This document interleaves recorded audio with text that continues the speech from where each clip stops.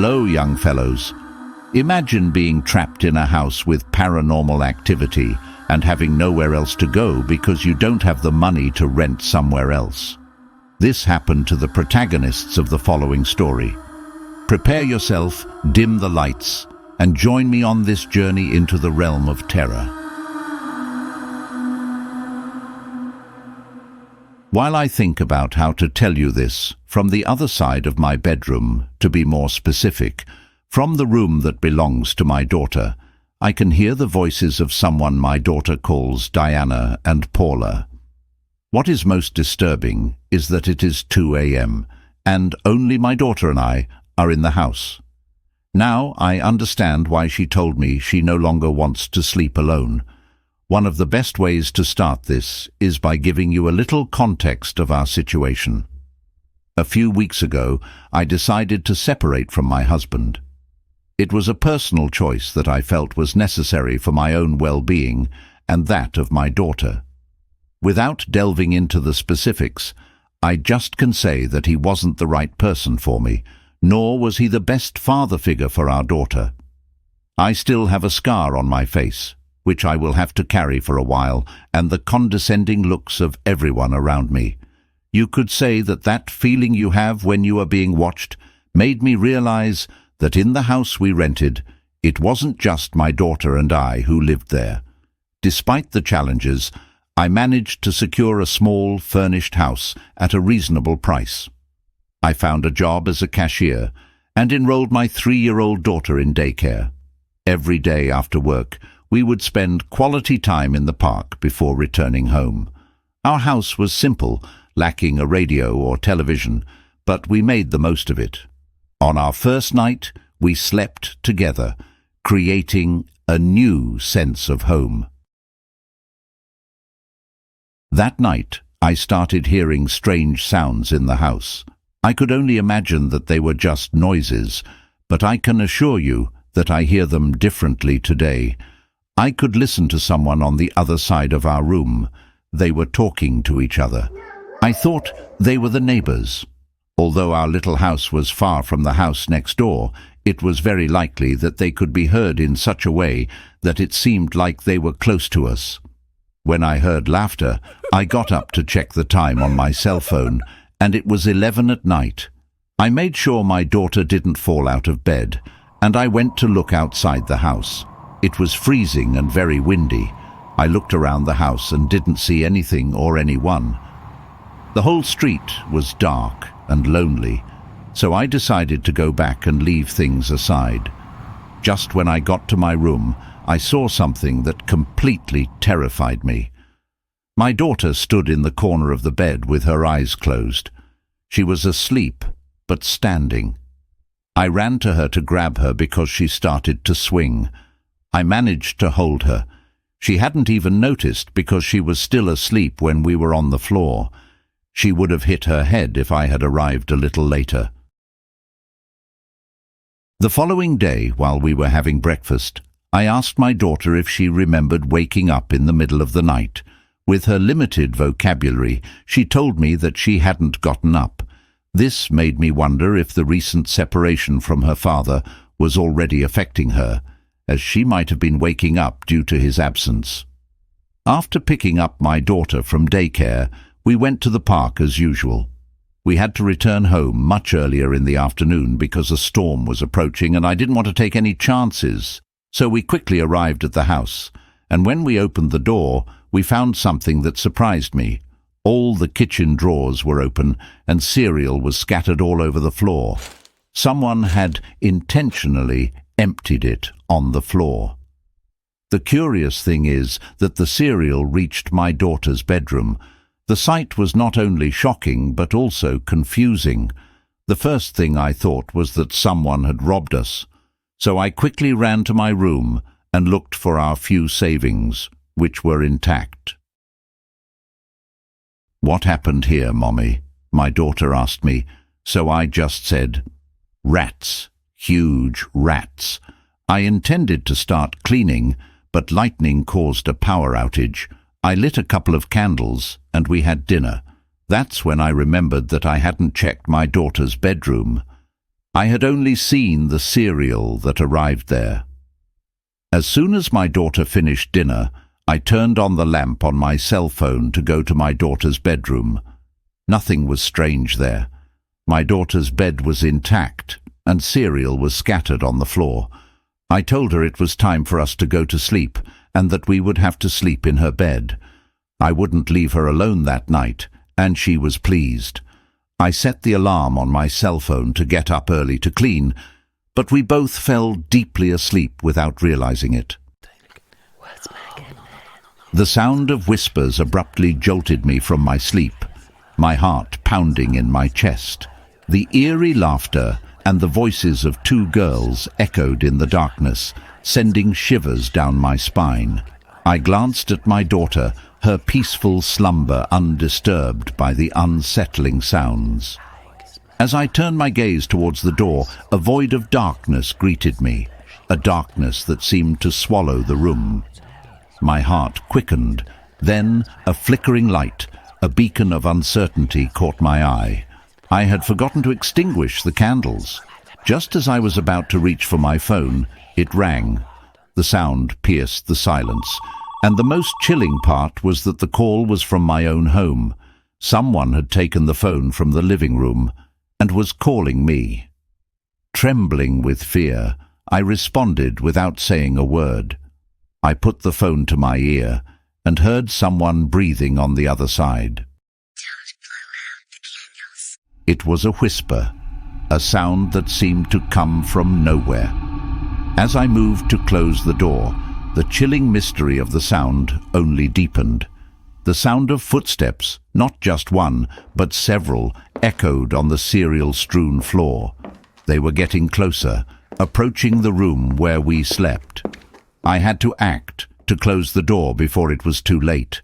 I could hear it, and I knew that if I closed the door, I would be face to face with whatever was out there. If I didn't do it, it would enter the room. So, without thinking twice, I got up quickly, my heart pounding in my chest, and grabbed the door. As I swung it shut, I could see the silhouette of two small people standing close to our room, their figures barely visible in the darkness. I quickly closed the door and fumbled for my cell phone to call the police. "I'm calling the police right now. Leave!" I yelled at them, and on the other side of the door, the laughter of some little girls, their voices filled with an eerie innocence, could be heard. I was leaning against the door to not let anyone in, and then the door started to shake. That thing wanted to get in, so it banged on the door hard, and finally they answered me at 911. Crying and screaming, I asked for help. The police arrived quickly. The noises and things that were happening stopped almost instantly. The police took my statement of what happened. They were very kind in staying with us to take care of the place so we could rest. However, I had little sleep, as I felt pretty upset. I got up before the alarm went off and started cleaning. The light had already returned, so that helped me calm down a little more. I constantly looked at the street to see if the patrol was still there. It had already dawned, and my daughter was already having breakfast when one of the police officers knocked on the door to mention that they were leaving. First of all, he told me something that left me somewhat uneasy. "I recommend that you better look for another place, madam. Here is usually an area prone to flooding.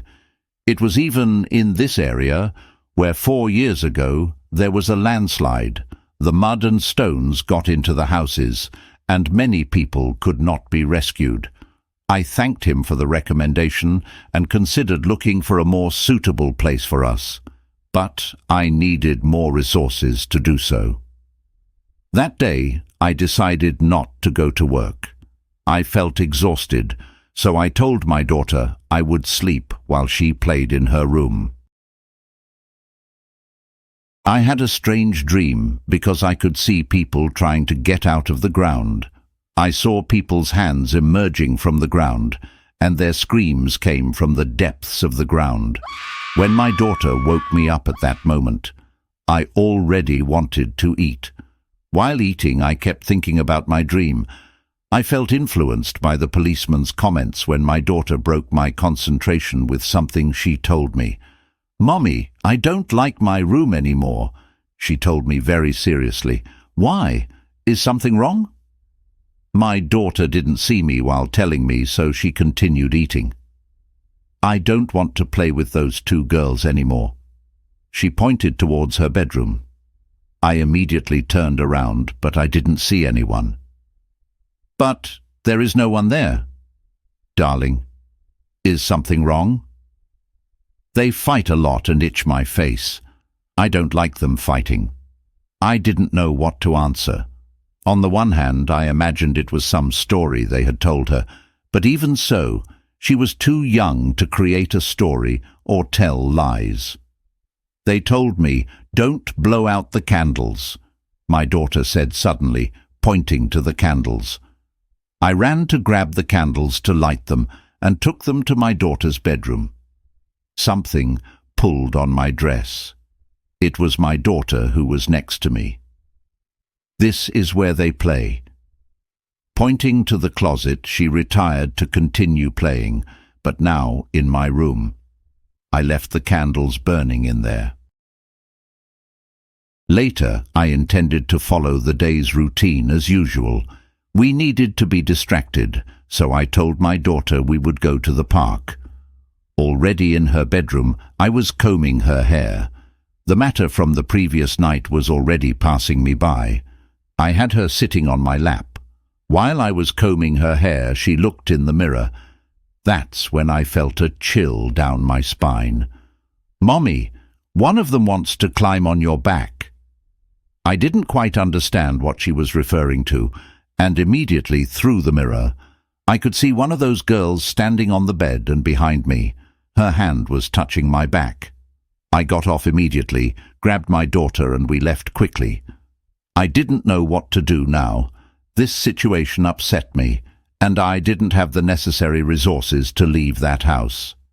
The worst thing is that I was already considering asking my daughter's father for help, and that was the last thing I wanted to happen. I decided to seek help from a priest and get advice about what was happening to us. Not far from there we found a church, and fortunately the priest attended us very kindly. He listened to everything we had to say, and he promised me that he would come soon to bless the house. And for now, he gave me holy water to water it throughout the home. After a series of unexplained and unsettling events in our house, I decided to try a method I had heard about. It was the only thing I could do then. At home, I asked my daughter to go to my bedroom and wait for me there. I lent her my cell phone so she could distract herself, while I would bless the house with holy water. I took the bottle with holy water and poured it on the floor, on the furniture, the entire kitchen, and whatever was in front of me, and while I prayed, I said the following: "May all those evil spirits get away from here." I got to my daughter's bedroom, and there I did it with more effort. I felt that someone was watching me. Overwhelmed by fear and desperation, I stood next to the door for a moment, and between tears and sighs I pleaded, "Please, I beg of you, let us stay. I know it's not our house, but my daughter and I have nowhere else to go." I wasn't expecting an answer, and if someone had answered me, I swear I would have died of fright. I removed my daughter's clothes and several toys, leaving some on the floor, and closed the door afterward. I don't know if that worked, but several days have passed, and things have calmed down quite a bit.